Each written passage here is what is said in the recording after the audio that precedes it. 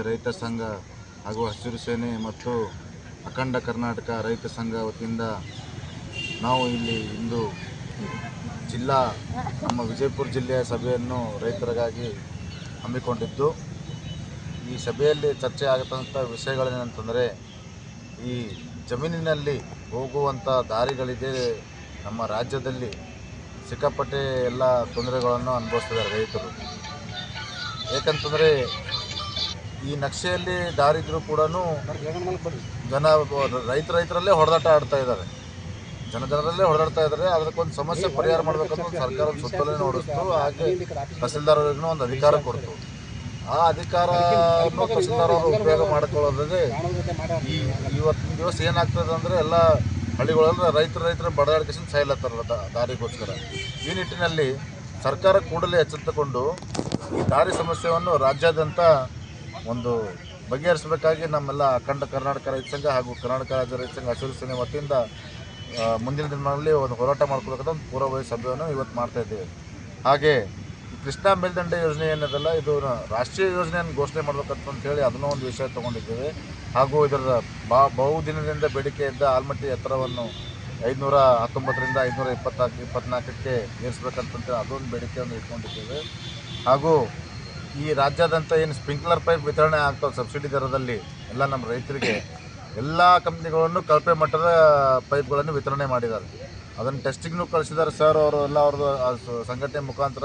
ಅವನ್ನೆಲ್ಲ ಫೇಲ್ ಆಗಲು ಬಂದಾವೆ. ಅದನ್ನೆಲ್ಲ ಗಮನಕ್ಕೆ ತೊಗೊಂಬಂದ್ರೂ ಕೂಡ ಅಧಿಕಾರಿಗಳು ಯಾರೇನೂ ಕೆಲಸ ಮಾಡ್ತಾ ಇಲ್ಲ. ಅದ್ರ ಬಗ್ಗೆ ಮುಂದಿನ ದಿನಮಾನಗಳಲ್ಲಿ ಹೋರಾಟವನ್ನು ಹೇಗೆ ಮಾಡಬೇಕಂತಂದು ಈ ಪೂರ್ವಭಾವಿ ಸಭೆಯನ್ನು ಕರೆದಿದ್ದೇವೆ. ನನ್ನ ಹೆಸರು ಶ್ರೀ ವಿಜಯ್ ಪೂಜಾರ್, ಕರ್ನಾಟಕ ರಾಜ್ಯ ರೈತ ಸಂಘ ಹಸಿರು ಸೇನೆ ಜಿಲ್ಲಾಧ್ಯಕ್ಷ. ಮುಂದಿನ ಪ್ರಸ್ತಾವನೆ ನಮ್ಮ ಅರವಿಂದ್ ಕುಲಕರ್ಣಿ ಸರ್ ಅವರು ಮಾಡಬೇಕು.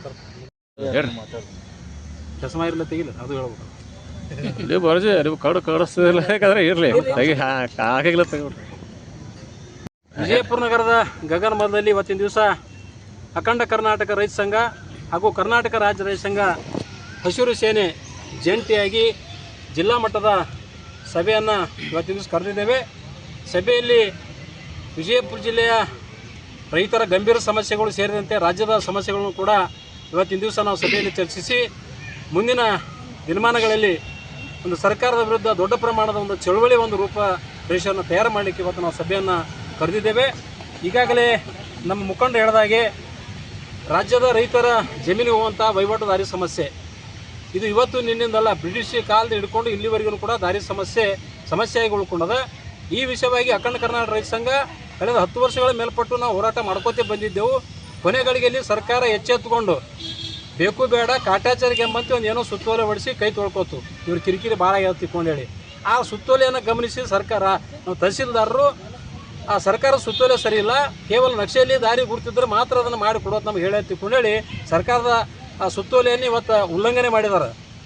ಮತ್ತು ಸರ್ಕಾರದ ಆದೇಶಕ್ಕೆ ಪ್ರಯೋಜನ ಇದೆ. ಹಂಗಾರ ಯಾವ ತಹಸೀಲ್ದಾರ ದಾರಿ ಮಾಡಿ ಕೊಡೋಕತ್ತಿಲ್ಲ, ಅವನ ಮೇಲೆ ಕ್ರಮ ಕೈಗೊಳ್ಳುವಂಥ ವ್ಯವಸ್ಥೆ ಮಾಡಿರಿ. ಸುತ್ತೋಲೆ ಸರಿ ಇಲ್ಲ ಅಂತಂದ್ರೆ ಅವ್ನು ಯಾವ ತಹಸೀಲ್ದಾರ್ ಹೇಳ್ತಾನೆ ಅವನ ಮೇಲೆ ಕ್ರಮ ಕೈಗೊಳ್ತ ಪದೇ ಹೇಳಿದ್ರು ಕೂಡ ಇವತ್ತು ಕಮಿಷನರು ಕೂಡ ಅದನ್ನು ಹಿಂದೆಟ್ಟು ಹಾಕ್ಲಿಕತ್ತಾರೆ. ಈ ವಿಷಯವಾಗಿ ಕೂಡ ನಾವು ಹಲವಾರು ಒತ್ತಾಯ ಮಾಡಿದೆವು. ದಿನನಿತ್ಯ ಹೊಡೆದಾಟದ ಮರ್ಡರ್ ಆಗಿದಾವೆ ಕೆಲವೊಂದು ಭಾಗದಲ್ಲಿ. ಈ ವಿಷಯ ಕೂಡ ಕಂದಾಯ ಸಚಿವರಿಗೆ ಗಮನಕ್ಕೆ ತಂದಿದ್ದೆವು. ಆಯಿತು, ಇದ್ರ ಬಗ್ಗೆ ನಾವು ಭಾಳ ಗಂಭೀರವಾಗಿ ತಗೋತೇವೆ ಮಾಡ್ತೀವಿ ಅಂತ ಹೇಳಿದ್ರೆ ಹೊರತಾಗಿ ಇದನ್ನು ಸ್ಪಷ್ಟ ಆದೇಶ ಮಾಡಲಿಕ್ಕೆ ತರಿಲ್ಲ. ಇದೇನು ದೊಡ್ಡ ಕೆಲಸನ?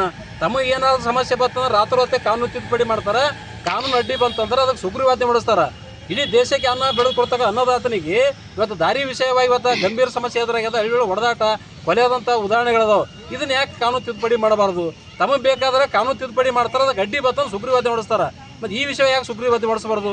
ಇದನ್ನು ಕೂಡಲೇ ಅದನ್ನು ಸರ್ಕಾರ ಗಂಭೀರವಾಗಿ ಇದನ್ನು ಪರಿಗಣಿಸಿ ಮುಂದಿನ ಒಂದು ಅಧಿವೇಶನದಾಗಲಾಗಲಿ ಅಥವಾ ಇದಕ್ಕಾಗಿ ಒಂದು ವಿಶೇಷ ಸಚಿವ ಸಂಪುಟ ಸಭೆ ಕರೆದು ಕಾನೂನು ತಿದ್ದುಪಡಿ ಮಾಡಿ ಸುಗ್ರೀವಾಜ್ಞೆ ಹೊಡಿಸೋ ಮೂಲಕ ಯಾವ ರೈತ ದಾರಿ ಕೊಡೋಂಗಿಲ್ಲ ಅವನ ಹೊಲವನ್ನು ನಾವು ಸರ್ಕಾರದ ಕಬ್ಜಾಕ್ಕೆ ತೊಗೋಬೇಕಾಗ್ತದೆ. ಒಂದು ಕಾನೂನು ತರುವಂಥದ್ದು ಕೆಲಸ ಸರ್ಕಾರ ಮಾಡಬೇಕು. ಇದು ಇರ್ತಕ್ಕಂಥ ಸುತ್ತುವಲ್ಲಿ ಅದು ಕಾಟಾಚಾರಕ್ಕಾಗ್ಯದ.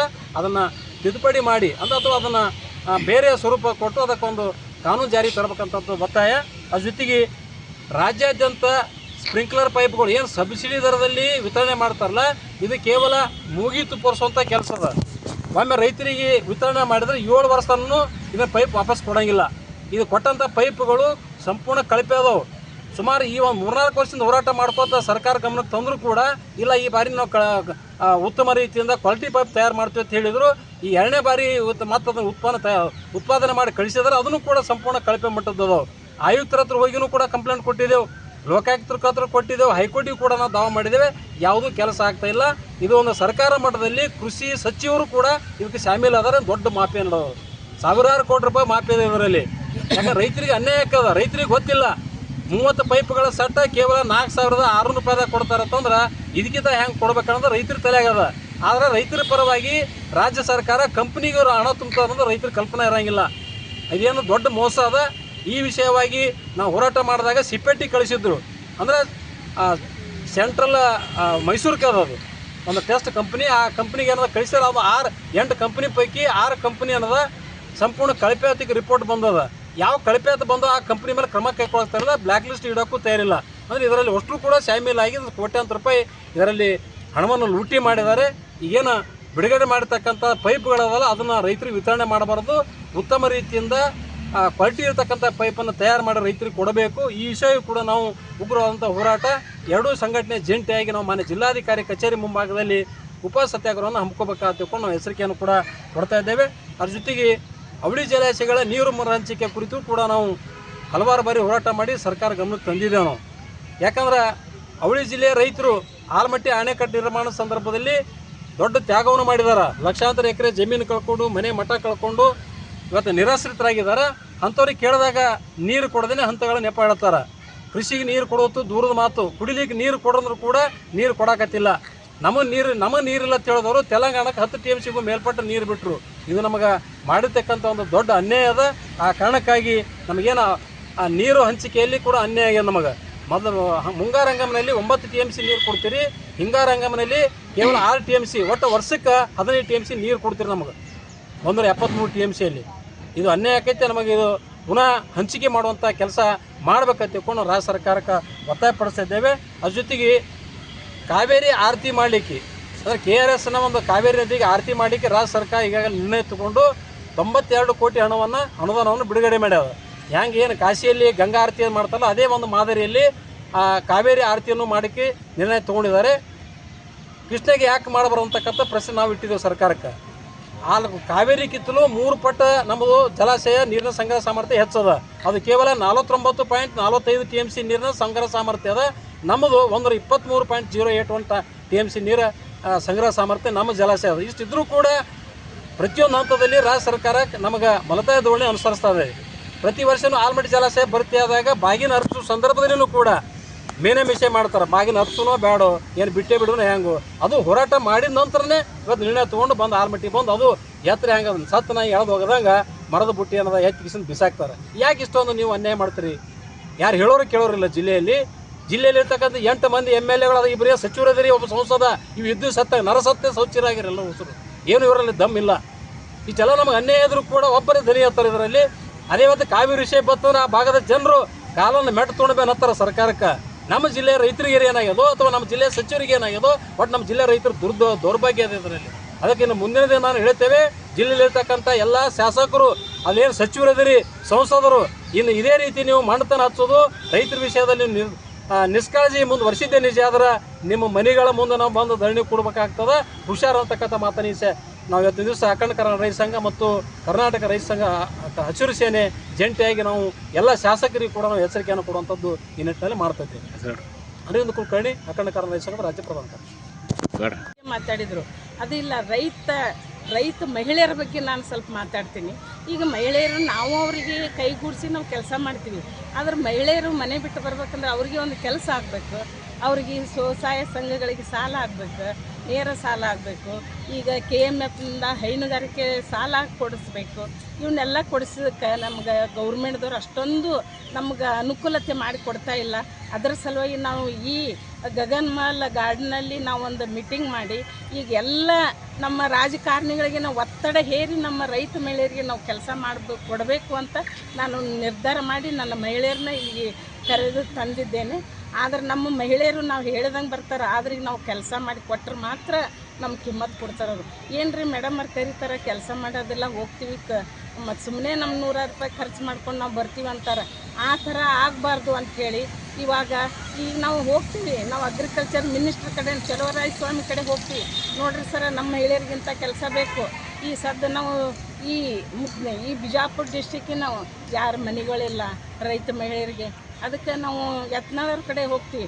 ಉಸ್ತುವಾರಿ ಯಾರದಾರ ಶಿವಾನ ಇವರು MB ಪಾಟೀಲ್ ಕಡೆ ಹೋಗ್ತೀವಿ. ಹೋಗಿ ನಮ್ಮ ಮಹಿಳೆಯರೆಲ್ಲರೂ ಸೇರಿ ನಮಗೆ ನೋಡ್ರಿ, ನಮ್ಮ ಮಹಿಳೆಯರಿಗೆ ಮನೆ ಇಲ್ಲ, ಮನೆ ಮಾಡಿಕೊಡ್ಬೇಕು. ಅವ್ರಿಗೆ ಉದ್ಯೋಗ ಇಲ್ಲ, ಉದ್ಯೋಗ ನಾವು ಮಾಡಿಸ್ಕೊಡ್ತೀವಿ, ಅದ್ರ ಬಗ್ಗೆ ನೀವು ವಿಚಾರ ಮಾಡಬೇಡ್ರಿ, ಮನೆ ಅಷ್ಟೇ ನೀವು ಮಾಡಿಕೊಡ್ರಿ ಅಂತ ನಾವು ಒತ್ತಡ ಹೇರ್ತೀವಿ. ಆದರೆ ಅದಕ್ಕೆ ಏನು ಉತ್ತರ ಕೊಡ್ತಾರೋ ಗೊತ್ತಿಲ್ಲ. ಆದರೆ ಎಲ್ಲ ಮಹಿಳೆಯರು ಒಗ್ಗಟ್ಟಾಗಿ ನಾವು ಅವರು ಸರಳವಾಗಿ ಮಾಡಲಿಲ್ಲ ಅಂದ್ರೆ ನಾವು ಮುತ್ತಿಗೆ ಹಾಕೋಕ್ಕೂ ರೆಡಿ. ರೈತರು ನಾವು ಯಾರ ಕೈಲಿಂದು 10 ರೂಪಾಯಿ ತಿನ್ನೋರು ಅಲ್ಲ, ನಮ್ಗೆ ಯಾರ ಅಂಜಿಕೆನೂ ಅಲ್ಲ, ನಾವು ರಾಜಕಾರಣಿಗಳಲ್ಲ, ನಾವು ಸಂಘಟನೆಕಾರರು. ನಾವು ಯಾರ ರಾಜಕಾರಣಕ್ಕೆ ಸೇರಂದ್ರೂ ನಾವು ಸೇರ್ತಾ ಇಲ್ಲ. BJP ಅಂತಾರೆ, ಆಮೇಲಿಂದ ಕಾಂಗ್ರೆಸ್ ಅಂತಾರೆ, ಇಲ್ಲ, ಎಲ್ಲರಿಗೂ ಹೆಲ್ಪ್ ಮಾಡ್ತೀವಿ, ಸಹಾಯ ಮಾಡ್ತೀವಿ. ಆದ್ರೆ ಅವ್ರು ಏನಾದರೂ ನಮ್ಗೆ ವಿರೋಧವಾಗಿ ನಡ್ಕೊಂಡ್ರೆ ನಾವು ಅವ್ರ ವಿರೋಧ ನಾವು ಹೋರಾಟನೂ ಮಾಡೋಕ್ಕೆ ತಯಾರಿದ್ದೀವಿ. ಆದರೆ ನಮ್ಮ ಕೆಲಸ, ನಮ್ಮ ಮಹಿಳೆಯರಿಗೆ ಆಗುವಂಥ ಕೆಲಸಗಳಿಗೆ ಅವರು ನಮ್ಗೆ ಅವ್ರ ಮನೆತನ ಹೋಗಲಿ, ಆಫೀಸಿಗಾಗಲಿ ಹೋದ್ರೆ ನಮಗೇನೋ ಒಂದು ಮರ್ಯಾದೆ ಕೊಟ್ಟು ಮಾಡಿಕೊಟ್ರಂದ್ರೆ ಅವ್ರಿಗೆ ಒಳ್ಳೆಯದಾಗುತ್ತಂತ ಈ ನಮ್ಮ ಕರ್ನಾಟಕ ರಾಜ್ಯ ರೈತ ಸಂಘದ ಮೂಲಕ ನಾನು ಕೇಳ್ಕೊತಾ ಇರ್ತೀನಿ. ಶಾರದಾ ಕಾಳಣ್ಣವರು, ರಾಜ್ಯ ರೈತ ಸಂಘ ಮಹಿಳಾ ಉಪಾಧ್ಯಕ್ಷ. ಸದಾ ರೀ ವಿಜಾಪುರ ಜಿಲ್ಲಾ ಉತ್ತರ ಭಾಗಕ್ಕೆ ಇಂಡಿ ತಾಲೂಕು, ಸಿಂಧಿ ತಾಲೂಕು ಇವೇ ನಮ್ಮ ತಾಲೂಕೊಳದಾವ. ಅಲ್ಲಿ ನೀರೇ ಬರೋದಿಲ್ಲ ರೀ. ಆದ್ರೆ ನನ್ನ ಹೊಲ ಹಿಂಗದಲ್ಲ, ಸೈಡೇ ಕೆನಲ್ ಕೊರ್ದಾರೆ, ಬರೋದು ಒಂದಿನ 2 ದಿನ ಬರ್ತಾವೆ. ಅದು 1-2 ಸಲ ಬಂದಾವೆ ಈ 24ನೇ ಇಸ್ವಿ 25ರೊಳಗೆ. ಇವಾಗ ಒಟ್ಟ ನೀರಿಲ್ಲ. ನಮ್ಮಲ್ಲಿ ಹಾಳಾಗಿದ್ದಂದ್ರೆ ಎಷ್ಟು ಜನ ಇಂಡಿ ತಾಲೂಕು ತಡವಾಲಗಾರಿ, ಹಂಜಗಿರಿ, ಆಮೇಲೆ ಅಂಜುಟಿಗಿ ಏನು ಆ ಕಡೆ ಸೈಡ್ ಭಾಗ ಬರ್ತದಲ್ಲ, ಫುಲ್ ನೀರಿಲ್ಲ ಅಲ್ಲಿ. ಒಟ್ಟು ಎಲ್ಲ ಹಾಳಾಗ್ಯಾವ್ರಿ. ನಮಗೆ ನೀರಿನ ಅವಶ್ಯ ಭಾಳ ನಮ್ಮ ರೈತರಿಗೆ. ನಮಗೆ ಅದು ಇದು ಕೊಡು ಅಂತ ನಾವು ಬೇಡಂಗಿಲ್ಲ. ನಮಗೆ ಬೇಕಾಗಿದ್ದು ನೀರು ಕೊಟ್ಟರೆ ದೇಶದ ಏನೇನು ಬೆನ್ನೆಲುಬು ರೈತ ಅಂತ ಹೇಳ್ತಾರೆ. ರೈತರಿಗೇನು ಹೆಲ್ಪೇ ಮಾಡಲ್ಲ ಇವರು. ಆ ಸರ್ಕಾರ ಬರ್ತಾ ಅಷ್ಟೇ, ಈ ಸರ್ಕಾರ ಬರ್ತಾ ಅಷ್ಟೇ. ಯಾವ ಸರ್ಕಾರ ಯಾವ ಪಕ್ಷಗಳು ನಾವು ಸೇರಿದವರಲ್ಲ. ನಾವು ರೈತರು ಅಷ್ಟೇ ರೀ. ನಮಗೆ ನೀರು ಬೇಕಷ್ಟೇ ನಾವು. ಆಮೇಲೆ ಹೆಣ್ಮಕ್ಳಿಗೆ ಏನದ ಉದ್ಯೋಗ ಮಾಡ್ಲಿಕ್ಕೆ ಅವಕಾಶ ಬರ್ಬೇಕು ರೀ. ಆಮೇಲೆ ಅದರೊಳಗೆ ಸಬ್ಸಿಡಿ ಲೋನ್ ಬರ್ಬೇಕು. ಅವರು ರೊಕ್ಕ ತೊಳೆದು ಕಟ್ಟೋದಂತೂ ಎಲ್ಲ ಕಡೆ ಇದ್ದೇ ಇರ್ತದೆ. ನಮಗೆ ಸಬ್ಸಿಡಿ ಅವಶ್ಯದ. ಆಮೇಲೆ ನಮಗೆ ನೀರಿನ ಒಂದು ಅವಶ್ಯದ ನೋಡಿ. ಇಷ್ಟು ನಾ ಹೇಳೋದು. ಮತ್ತು ನಾವು ರೈತ ಸಂಘದ್ದು ವಿಜಾಪುರ ಜಿಲ್ಲಾ ಅಧ್ಯಕ್ಷ. ಹೆಸರು ಆರ್ ಎಂ ಬಡಿಗೇರ್ ಅಂತ.